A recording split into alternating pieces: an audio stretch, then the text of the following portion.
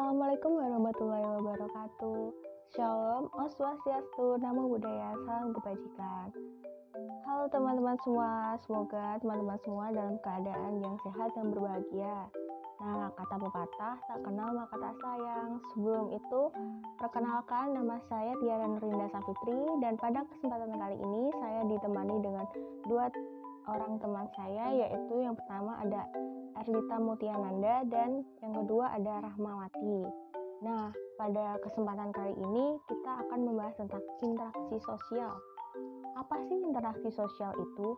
Interaksi sosial merupakan hubungan timbal balik antara individu maupun kelompok untuk menjalin hubungan, pertemanan, diskusi, kerjasama yang diterapkan dalam kehidupan bermasyarakat. Nah, pembahasan pada kali ini membahas mengenai bentuk-bentuk interaksi sosial. Nah, salah satu bentuk interaksi sosial yaitu ada interaksi sosial asosiatif. Apa sih itu? Bentuk interaksi sosial asosiatif adalah interaksi sosial yang bersifat positif untuk mengarah kepada kebaikan, kerjasama, dan menciptakan sesuatu antara seseorang dengan orang yang lain dengan tujuan yang positif. Nah, bentuk yang pertama itu ada kerjasama. Kerjasama umumnya sering kita jumpai di kehidupan sehari-hari.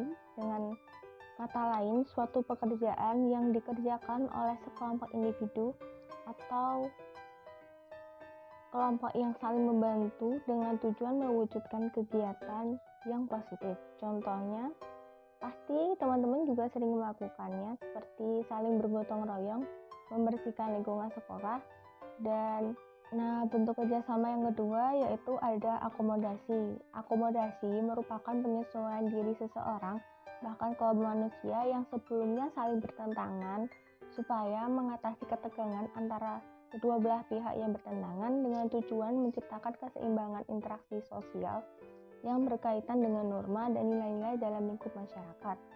Akomodasi ini dibagi menjadi beberapa bagian, diantaranya seperti adjudikasi, arbitrase, kompromi, mediasi, dan konsiliasi. Yang pertama yaitu ada adjudikasi. Adjudikasi merupakan penyelesaian konflik menggunakan pihak berwenang atau jalur hukum.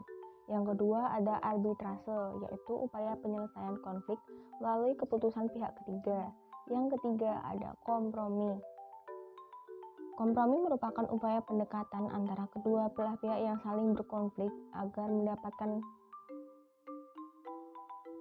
kesepakatan untuk menyelesaikan permasalahan. Yang keempat yaitu ada mediasi. Mediasi ini hampir sama seperti arbitrase, namun fungsi pihak ketiga dalam mediasi ini hanya sebagai penengah.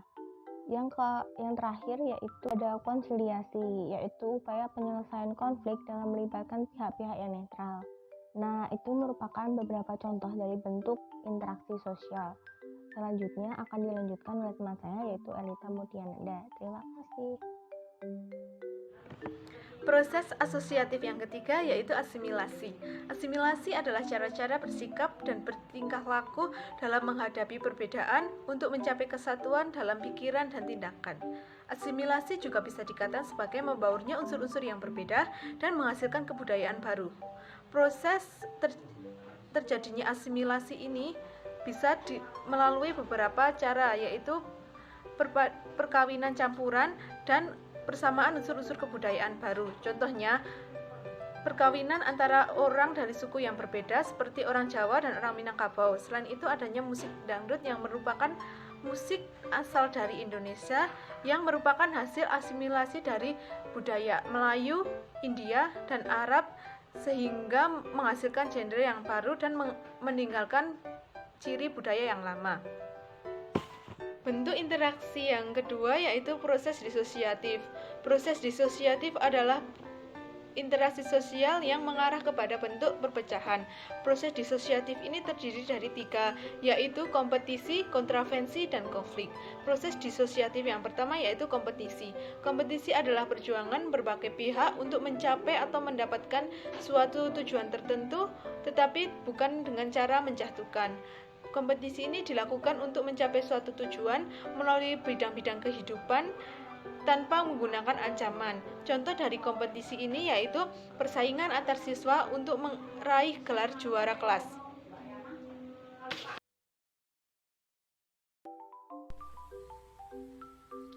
Proses disosiatif yang kedua yaitu kontravensi.